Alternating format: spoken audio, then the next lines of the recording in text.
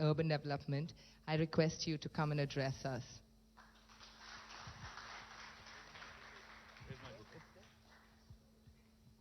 Thank you. Good evening.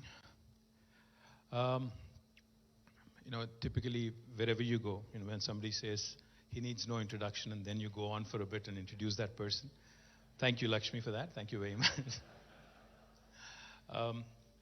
Nishant Pandey, Rebecca, the acting consul general here, Jayesh, my principal secretary, BVR Mohan Reddy Garu, and I see a lot of friends that I haven't seen in a long time. Jay, Lakshmi, of course, Lakshmi, Vijay, all of you guys I haven't met in a long, long time, so good seeing you, all of you. And thank you, to AIF. Life's full of choices. We all make choices, some good ones, some bad ones, but this is a fantastic choice. I must compliment you on choosing to launch your first chapter outside of the US in Hyderabad. Because as I keep saying, wherever I go, because I'm the Minister for Industry, Information Technology, it's my fiduciary responsibility to actually make sure that my city is positioned well. So I keep saying this everywhere I go. Let me repeat it. Hyderabad is one beautiful city where the north of India meets the south of India, where heritage, history, culture meets the new age, vibrant, technology, life sciences, aerospace, and other sectors. Hyderabad is that city in India where biology meets technology. Hyderabad is that city where paratha meets dosa. Hyderabad is that city also where life sciences marries data sciences. Hyderabad is that city where Mangoverse meets Metaverse. And in your case here, Hyderabad is that city where philanthropy meets, I think, some really, really good entrepreneurial spirit that we have in the room. So my compliments to you on choosing Hyderabad, and I'm very, very confident that I can't say the same thing about your travel choices. You started with Jamshedpur, Ranchi, and then you're off to Bhopal tonight. All terrible choices, I can tell you that. Matthew, we have you to blame for that. And he's actually gladly taking responsibility. Thank you for that. But Nishant, I loved what you said. You started off saying this is a very special place. It is indeed. I thought you would talk about how you met your wife here. You didn't. Is she here in the audience, by the way? You're in for trouble if she is. He actually apparently met his wife here too, so congratulations on that as well. But like I was saying, it's special because of multiple reasons. This is a city where when I said biology meets technology, I wasn't kidding, or I wasn't just doing it for the sake of it. I don't know how many of you know this, but we are home to 1/3 of global vaccine production, this city alone. We literally produce 9 billion. We produce 9 billion doses of vaccine from here, and come next year, it will be 14 billion doses. So we'll literally be producing 50% of global vaccines from this city. We're also home to some of the largest American enterprises here. In fact, Amazon's world's largest campus is right here in this city. And like Rebecca said, this is one of the best kept secrets about India. Because a lot of these, overseas investors who are looking at India typically end up in Delhi, then go to Bombay. Some of them even end up in Bangalore. And then when they eventually come to Hyderabad, they're pleasantly surprised, and then their decision is made. That's how it has been working over the last 8 years. In fact, not only Amazon's world's largest campus, some of the largest technology companies have their second largest bases outside of the US right here in this city.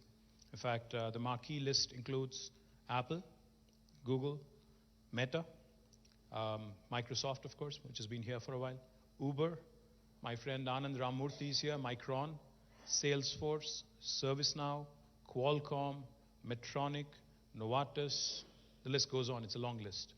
All of these large marquee companies have done tremendously well here in India, and particularly in Hyderabad. In fact, we have more than 500 American enterprises which have been doing rather well. In fact, just this morning, I met the entire leadership team of a company called State Street. Now, State Street, for those of you who are from the US would know very well, is one of the large Fortune 500 companies, a very large behemoth in banking and financial services. They started with 0 employees in 2018. Today, they have 9,000 people working out of Hyderabad. That's how quickly they've ramped up. not a day passes by without me or Jayesh meeting some large or small or medium American enterprise who's wanting to make Telangana and Hyderabad their gateway into India.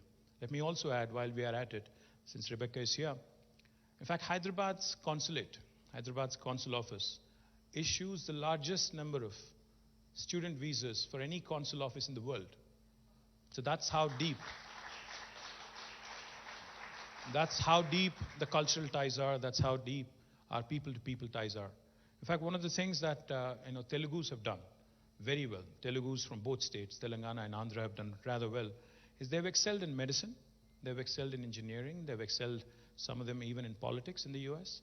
And it seems to be a growing image for Telugus. I see many of them also doing rather well in spell bees. Whenever I get an opportunity, our children, by the way, here in India are not doing so well in spelling, so I must tell you that as well. So the people-to-people ties, the enterprise-to-enterprise kind of relationships, and now this philanthropic engagement, I think this is taking the relationship to the next level.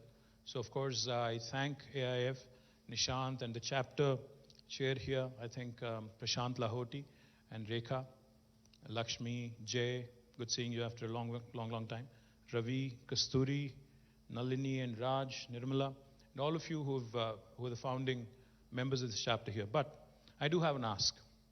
You mentioned the three pillars or three primary objectives: education, I think public health, and livelihoods. I think these are typically, like Mohan Reddy Garu said, these are the principal asks from the society perspective. And we are doing our bit as a government. We are trying our bit to ensure that we live up to the kind of demand there is from the country, from the state. If you actually look at what India has to offer right now, I was telling the team from the US, India is a very, very young country. In fact, 50% of our population is less than the age of 28. That's the median age. 65% of India is less than the age of 35. So as the world is getting older, India is getting younger.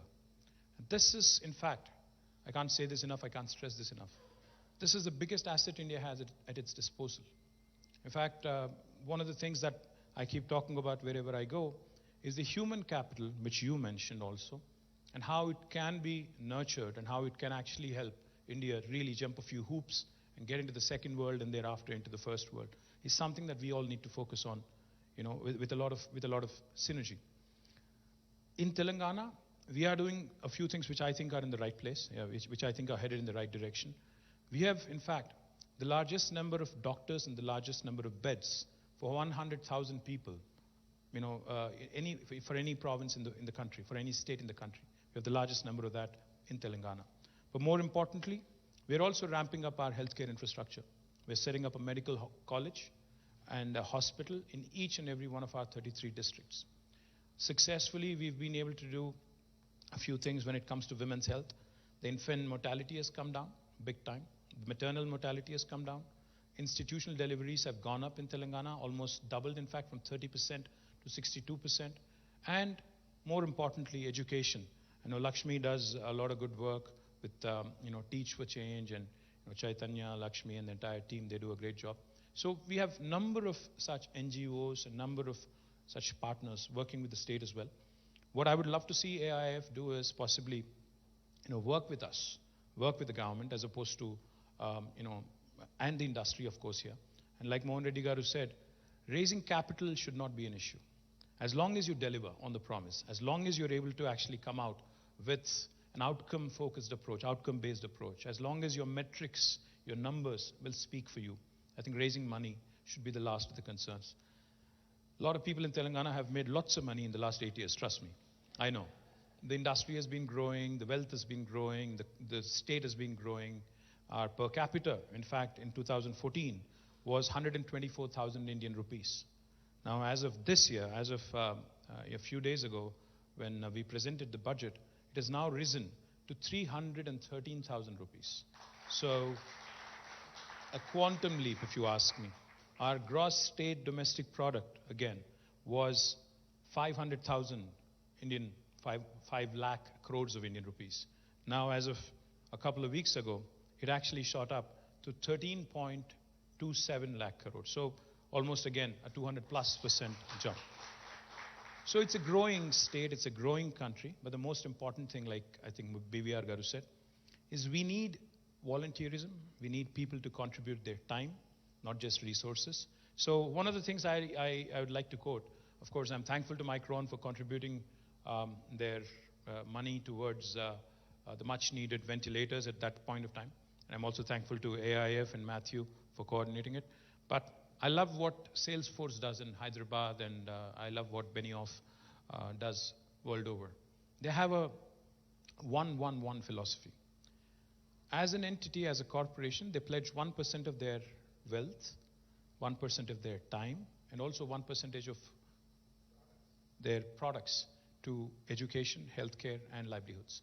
I suppose we could actually make this as a pitch to a lot of the corporates who are in this room and a lot of HNIs who are willing to or wanting to come forward and work with you.